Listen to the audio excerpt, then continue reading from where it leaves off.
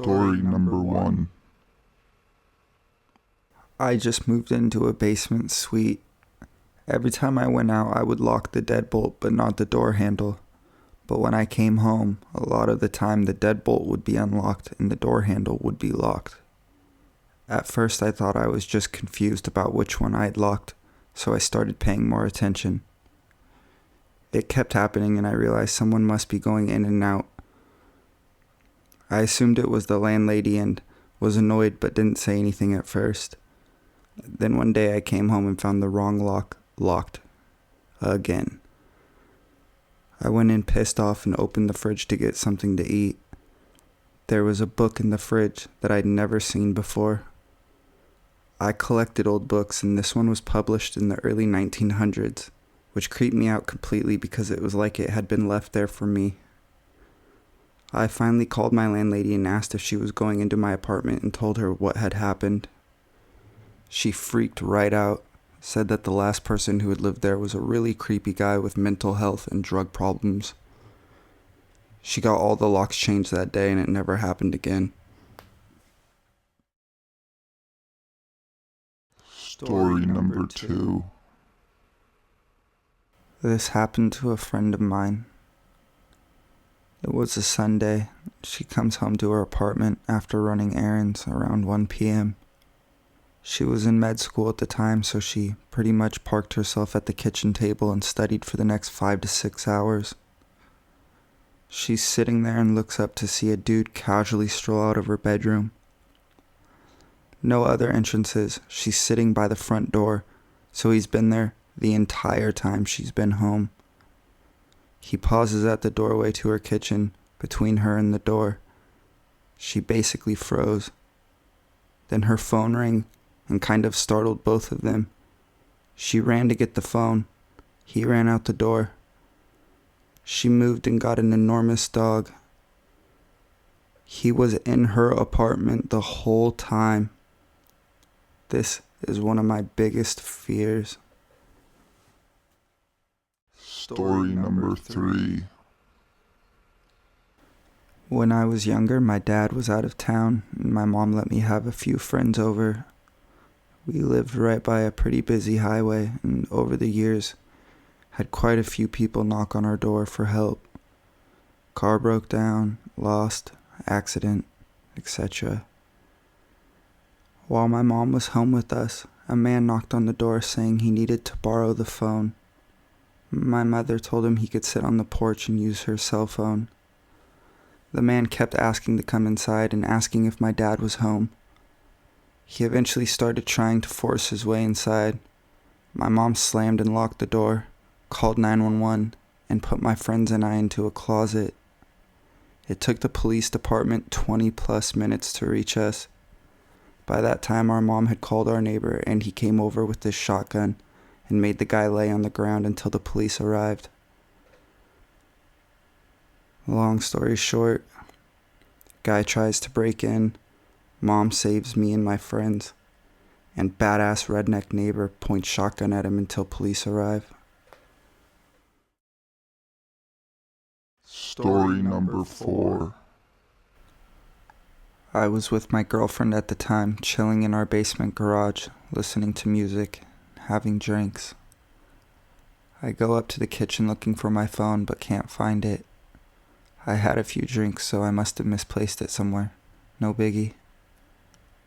Anyhow, I see my girlfriend's phone was charging, so I pick it up to check the time. I then go back down to the basement garage. Later on that night, she goes up to the kitchen upstairs, looking for her phone, but she can't find it. Anyhow, we both go upstairs. We both had a few drinks and ended up going to bed. Next morning, I'm looking for my phone. She's looking for her phone, but we can't find them. Weird, since I had seen her phone the night before. Then I notice my watch is not where I left it. She looks outside to the backyard and sees her purse and my work computer lying on the grass. What the fuck? It then hit us that someone had actually entered the house while we were downstairs in the basement garage, and not only that, they were actually hiding when I came up to get my phone, since I had checked hers, and it was missing the morning after. Goes without saying that I changed all the locks, put motion detection lights in the backyard, and put a locked fence. It's one thing to be robbed, but it's another thing to be robbed while you were in the house.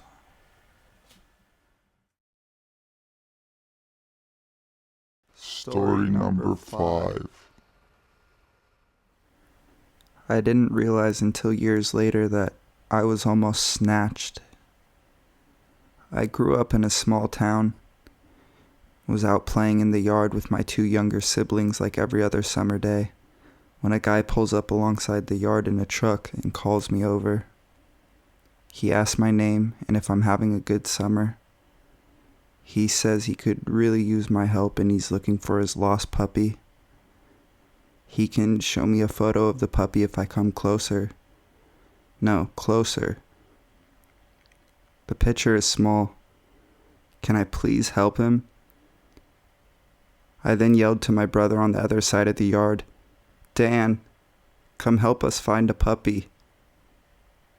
I have to assume that he thought I yelled Dad because he noped/screeched out of there without another word.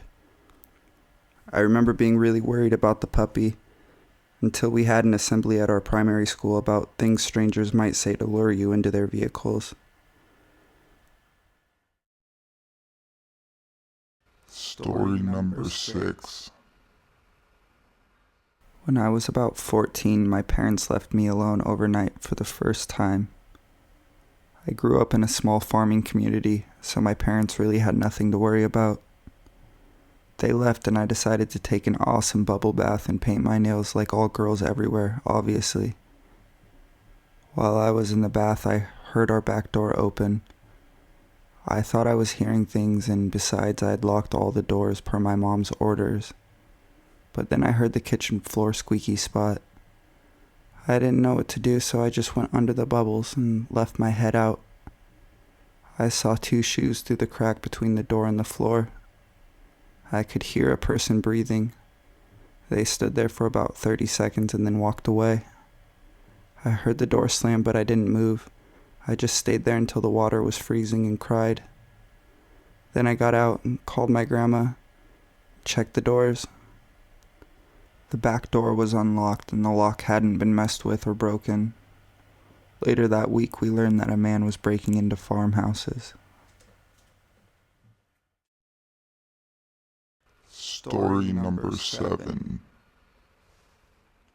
I've told this before, but my female friend's dad once answered the door late at night, like 11 or so, and there was this weird man asking for directions to the main road.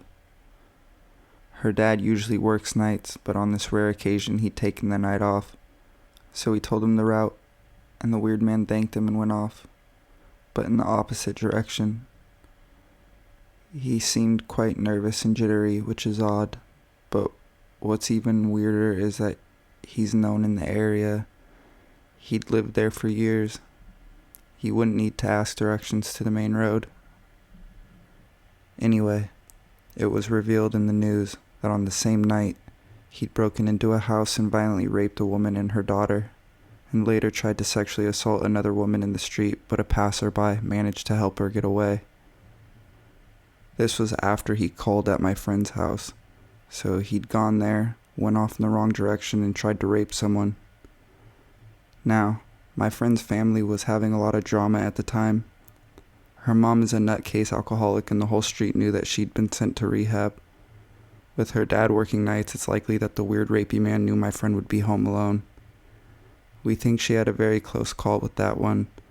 If I can find the story on the news, I'll add it in.